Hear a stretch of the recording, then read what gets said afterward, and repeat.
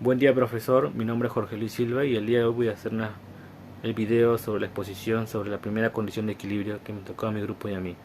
Bien, voy a explicarle una pequeña introducción, un concepto y un ejemplo. La primera condición de equilibrio, como también conocida como ley de la palanca, es un principio fundamental en la física. Esta condición establece que un objeto estará en equilibrio si la suma de los momentos de fuerzas que actúan sobre él es igual a cero. El momento de fuerza, también conocido como torque, es una medida de la tendencia de una fuerza a causar una rotación. En el caso de la primera condición de equilibrio, si un objeto tiene una fuerza neta de cero sobre él, no se moverá ni rotará. La primera condición de equilibrio establece que un objeto estará equilibrado si la suma de los momentos de fuerza alrededor de un punto es igual a cero. En el caso de la maquinaria pesada, necesitamos asegurarnos de que las fuerzas internas y externas estén equilibradas alrededor de sus puntos de equilibrio. Si la máquina no está equilibrada, podemos ajustar su posición o agregar contrapesos para lograr el equilibrio deseado. Bien, un ejemplo aquí.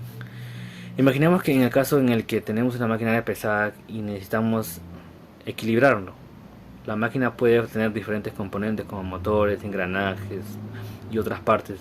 Para asegurarnos de que la máquina se mantenga estable y funcione correctamente, necesitamos aplicar la primera condición de equilibrio. Primero, identificamos el punto de equilibrio de la máquina. Este sería el punto alrededor del cual la máquina puede rotar sin ningún desequilibrio. Es importante localizar este punto para garantizar un equilibrio adecuado. Luego podemos evaluar las fuerzas que actúan sobre la máquina. Estas fuerzas pueden ser internas, como el peso de los componentes de la máquina, o externas, como las fuerzas externas aplicadas en la máquina durante su funcionamiento. Para lograr el equilibrio necesitamos asegurarnos de que la suma de los momentos de las fuerzas alrededor del punto de equilibrio sea igual a cero. Esto significa que la suma de los momentos de fuerza generados por las fuerzas externas e internas deben estar equilibradas. Si podemos que la máquina no esté equilibrada, podemos ajustar su posición o distribuir las cargas para lograr el equilibrio. Por ejemplo, podemos mover ciertas cosas o agregar contrapesos, viendo ahí, para poder equilibrar las fuerzas y asegurarnos que la máquina no se incline ni se mueva de una manera indeseada. Gracias. Soy el alumno Paul Riveros de la sección C21C, segundo ciclo. Bien, lo que me toca a mí es hablar sobre las aplicaciones del tema. Una de las aplicaciones básicas que tiene es en el equipo de arneses. Pues para que en el aire pueda sostener al trabajador si es que ha sufrido un accidente de caída, tenemos que usar tecnologías que aplican ese tipo de teoría para poder así en el aire hacer que la fuerza sume en cero y mantenerlo en equilibrio y evitar que sufra algún daño o dañe a otros compañeros. Otro también puede ser en el momento de tener una maquinaria o al desmontarlo y al tener una grúa, también se usa ese mismo método.